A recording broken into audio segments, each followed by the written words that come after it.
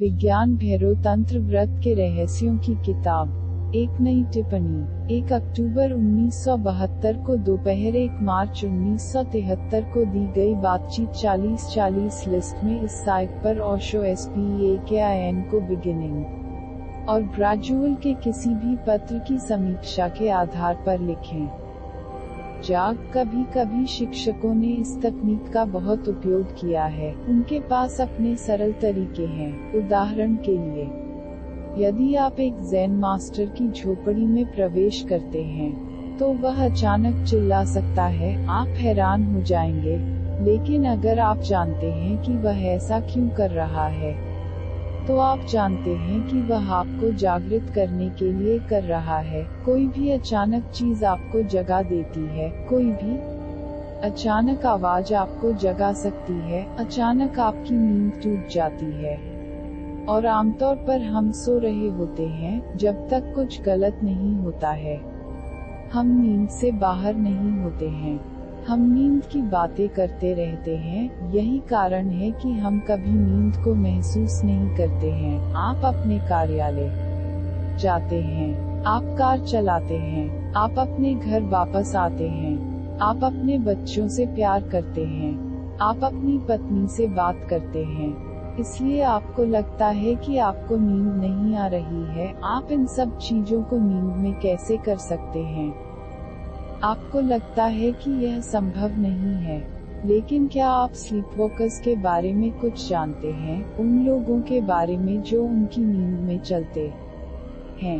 उनकी आंखें खुली हैं और वे सो रहे हैं और वे कई काम कर सकते हैं, लेकिन वे सुबह याद नहीं करेंगे कि उन्होंने उन्हें किया है। वे पुलिस स्टेशन जा सकते हैं और रिपोर्ट कर सकते हैं कि कुछ गलत है, कि कोई व्यक्ति रात में उनके घर में आया था और शरारत कर रहा था, और वे स्वयं जिम्मेदार पाए गए हैं। लेकिन रात में उनकी नींद में वे चलते हैं और कुछ चीजें करते हैं। फिर वे अपने बिस्तर में वापस आते हैं और अपनी नींद जारी रखते हैं। और सुबह वे याद नहीं कर पाते कि क्या हुआ है। वे दरवाजे खोल सकते हैं, वे चाबियों का उपयोग कर सकते हैं, वे कई काम कर सकते हैं। उनकी आंखें खुली हैं और वे सो रहे हैं। एक गहरे अर्थ में हम सभी स्लीपवॉकर हैं। आप अपने कार्यालय में जा सकते हैं, आप अपने घर आ सकते हैं,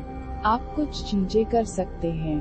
आप वही चीजें दोहराएंगे जो आपने हमेशा दोहराई हैं। आप अपनी पत्नी से कहेंगे, मैं तुमसे प्यार करता हूँ, और तुम्हें इससे कोई मतलब नहीं होगा। शब्द सिर्फ यांत्रिक होंगे। आपको यह भी पता नहीं है कि आप अपनी पत्नी से कह रहे हैं, I love you। आप बस चीजें कर रहे हैं जैसे कि आप तेजी से सो रहे हैं। यह पूरी दुनिया एक ऐसे व्यक्ति के लिए नींद की दुनिया है जो जागृत हो गया है। एक बुद्ध उस तरह से महसूस करता है, एक गुरजेफ उस तरह से महसूस करता है कि हर कोई तेजी से सो रहा है और अभी भी चीजें कर रहा है। गुरजेफ कहता था कि इस दुनिया में जो कुछ भी हो रहा है वह बिल्कुल वही है जिसकी उम्मीद की जा सकती है। युद्ध, झगड़े, दंगे, हत्या, आत्महत्या। किसी ने गुरजेफ से पूछा, क्या युद्धों को रोकने के लिए कुछ किया जा सकता है? उन्होंने कहा, कुछ भी नहीं किया जा सकता है, क्योंकि जो लोग लड़ रहे हैं वे जल्दी सो रहे हैं, और जो शांतिवादी हैं वे जल्दी सो रहे हैं, और हर कोई नींद में चल रहा है। ये घटना स्वाभाविक है, अपरिहार्य है, जाग रहा है। कुछ भी नहीं बदला जा सकता है, क्योंकि ये सब उसकी नींद के सिर्फ उप उत्पाद हैं। वह लड़ेगा, उसे लड़ने से रोका नहीं जा सकता, केवल कारणों को बदला जा सकता है। एक बार वह ईसाई धर्म के लिए, इस्लाम के लिए, इसके लिए लड़ रहे थे। अब वह ईसाई धर्म के लिए नहीं लड़ रहा है। अब वह साम्यवाद के लिए, लोकतंत्र के लिए लड़ रहा है। कारण बदलेंगे, बहाने बदलेंगे, और लड़ाई जारी रहेगी, क्योंकि आदमी सो रहा है और आप किसी और चीज की उम्मीद नहीं कर सकते। इस तंत्र को तोड़ा जा सकता है।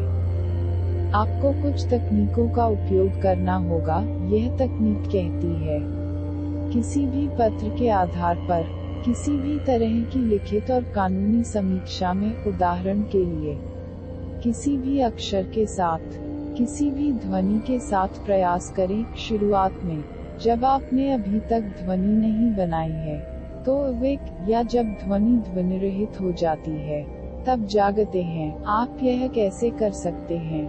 किसी मंदिर में जाओ, 1 घंटी है या 1 घंटा है, अपने हाथ में बेल लें और प्रतीक्षा करें। पहले पूरी तरह से सतर्क हो जाएं, ध्वनि होने जा रही है और आप शुरुआत को याद नहीं कर रहे हैं। पहले पूरी तरह से सतर्क हो जाएं, जैसे कि आपका जीवन इस पर निर्भर करता है, जैसे कि कोई इस क्षण आपको मारने जा रहा है और आप जाग जाएंगे। सतर्क रहें, जैसे कि यह आपकी मृत्यु होने वाली है, और अगर विचार है तो प्रतीक्षा करो, क्योंकि विचार तंद्रा है। विचार के साथ आप सतर्क नहीं हो सकते। जब आप सतर्क होते हैं तो कोई विचार नहीं होता है, तो इंतजार करो जब आपको लगता है कि अब मन बिना विचार के है, कि कोई बादल नहीं है और आप सतर्क हैं, तो ध्वनि के साथ आगे बढ़ी। देखो जब आवाज नहीं होती है, तो अपनी आंखें बंद करो, फिर देखो जब आवाज पैदा होती है,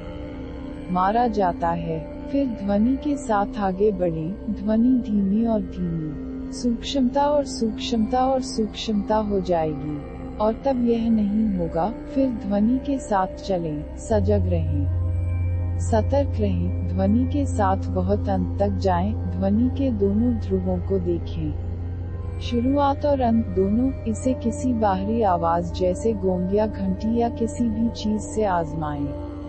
फिर आंखें बंद कर लें, किसी भी आवाज को अंदर ओम या किसी भी चीज में इस्तेमाल करें, और फिर उसके साथ भी यही प्रयोग करें। यह मुश्किल है, इसलिए हम इसे सबसे पहले करते हैं। जब आप इसे बाह्य रूप से कर सकते हैं, तब आप इसे आंतरिक रूप से करने में सक्षम होंगे। तो यह करो, उस क्षण की प्रतीक्षा करें जब मन खाली हो, तब अंदर ध्वनि पैदा करें, इसे महसूस करो, इसके साथ चलो, इसके साथ जाओ, जब तक कि यह पूरी तरह से गायब न हो जाए। जब तक आप ऐसा कर सकते हैं, इसमें समय लगेगा, कुछ महीनों की जरूरत होगी, कम से कम 3 महीने। इन 3 महीनों में आप अधिक से अधिक सतर्क हो जाएंगे। प्री साउंड स्टेट और उसके बाद के साउंड स्टेट को देखना होता है, कुछ भी याद नहीं करना है। एक बार जब आप इतने सतर्क हो जाते हैं कि आप एक ध्वनि की शुरुआत और अंत देख सकते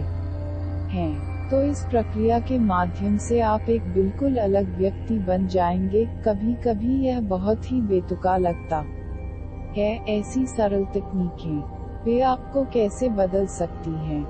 हर कोई बहुत परेशान है, पीड़ा में है, और ये तरीके इतने सरल लगते हैं, वे चाल की तरह लगते हैं। यदि आप कृष्णमूर्ति के पास जाते हैं और उन्हें बताते हैं कि यह विधि है, तो वह कहेंगे, यह एक मानसिक चाल है, इसे धोखा मत दो, इसे भूल जाओ, इसे फेंक दो।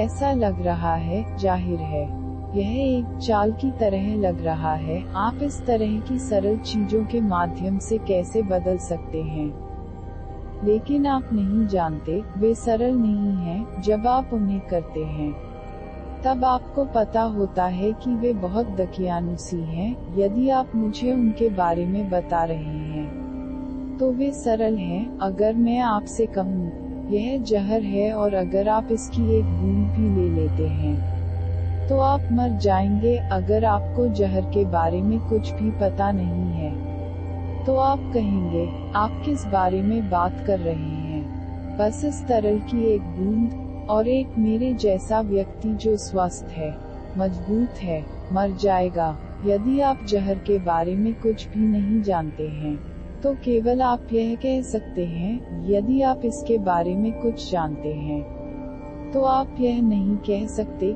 यह बहुत ही सरल प्रतीत होता है, एक ध्वनि को व्यक्त करना और फिर शुरुआत और अंत में जागरूक होना। लेकिन जागरूकता बहुत मुश्किल है, और जब आप इसे आजमाएंगे तब आपको पता चलेगा कि यह बच्चों का खेल नहीं है। आप जागरूक नहीं हैं, और जब आप इसे आजमाते हैं तो पहली बार आपको पता चलेगा कि आप अपना पूरा जीवन सो चुके हैं। अभी आपको लगता है कि आप पहले से ही अवगत हैं। इसे इस्तेमाल करें किसी भी छोटी चीज के साथ। यह कोशिश करो, अपने आप को बताएं कि मैं 10 सांसों के लिए जागृत सतर्क रहूंगा, और फिर सांसों की गिनती करें। केवल 10 सांसों के लिए खुद को बताएं, मैं सतर्क रहूंगा और मैं 1 से 10 तक आने वाली सांस, बाहर जाने वाले, आने वाले, बाहर जाने वाले की गिनती करूंगा। मैं सतर्क रहूंगा, तुम्हारी याद आएगी